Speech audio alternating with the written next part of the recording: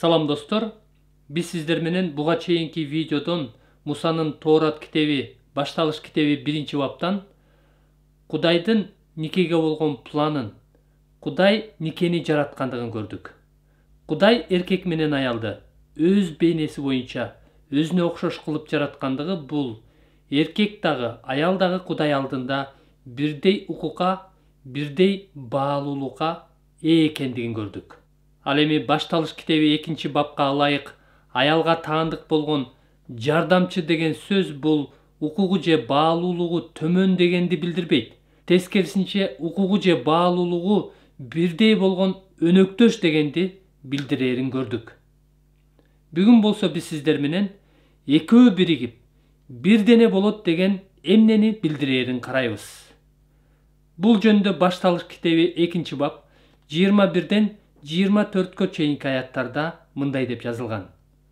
Ошондо Кудай Теңир адамды катуу уктатып салды. Ал уктап жатканда анын бир кабыргасын алып, ордун эт менен жаап койду. Ошентип Кудай Теңир адамдан алынган кабыргадан аял жаратып, аны адамга алып келди. Ошондо адам мындай деди: "Бул менин сөөгүмдөн чыккан сөөгү, этимден чыккан эт. Ал аял деп аталат. Анткени эркектен алынды.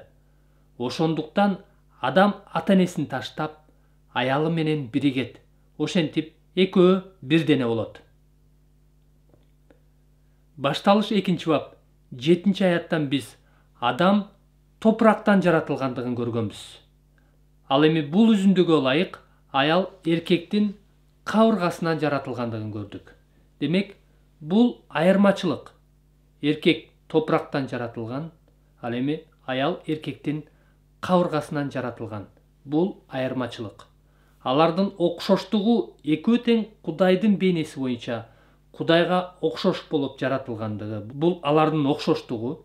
Экөө тең Кудай алдында бирдей укукка, бирдей баалуулукка ээ болгондугу. Бул экөөнүн окшоштугу. Ал эми айырмачылыгы эркек топурактан жаратылган, ал эми аял эркектин кабыргасынан жаратылган. Ал эми 24-аяттагы ошондуктан адам ата-энесин таштап, аялы менен биригет деген сөз эмнени билдирет? Бул сөз түзмө-түз айтылганбы? Албетте жок.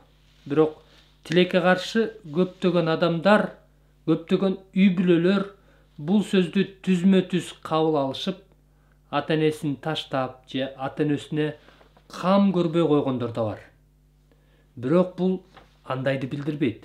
Бул өз алдынча болууну билдирет. Эркек менен аял баш кошкондон кийин алар эми өз алдынча үй бүлө болушат. Ар бир көз карандысыз мамлекеттин өзүнүн мыйзамдары, өзүнүн конституциясы болгон сыяктуу эле ар бир үй бүлө көз карандысыз болушу керек дегенди билдирет. Ар бир үй бүлөнүн өзүнүн көз карашы, өзүнүн эрежелери болуш керек. Албетте алар ата-энеси менен кеңешишет, бирок акыркы чечимди өздөрү кабыл алышы керек. Ал эми экөө биригип бирдене болот деген сөз эмнени билдирет? Бул сөз ажырагыс биримдикти билдирет. Ажырагыс бир бүтүндүктү билдирет. Мисалы, ак кагаз менен кызыл кагазды клей менен жабыштырып туруп, аларды күнгө кургатып туруп, бир нече убакыт өткөндөн кийин аларды ажырата аласыңарбы? Албетте, ажыратышыбыз мүмкүн, бирок ак кагаздын бир нече бөлүктөрү кызыл кагазда, ал эми кызыл кагаздын бир нече бөлүктөрү ак кагазда калып калгандыгын көрөбүз. Ошондой эле ортосунда кандайдыр бир тешик, жыртыктар калганын көрөбүз. Ушул сыяктуу эле аял менен күйөөсү баш кошкондон кийин, нике кургандан кийин алар эми экөө эмес, алар бирөө, бирденени билдирет.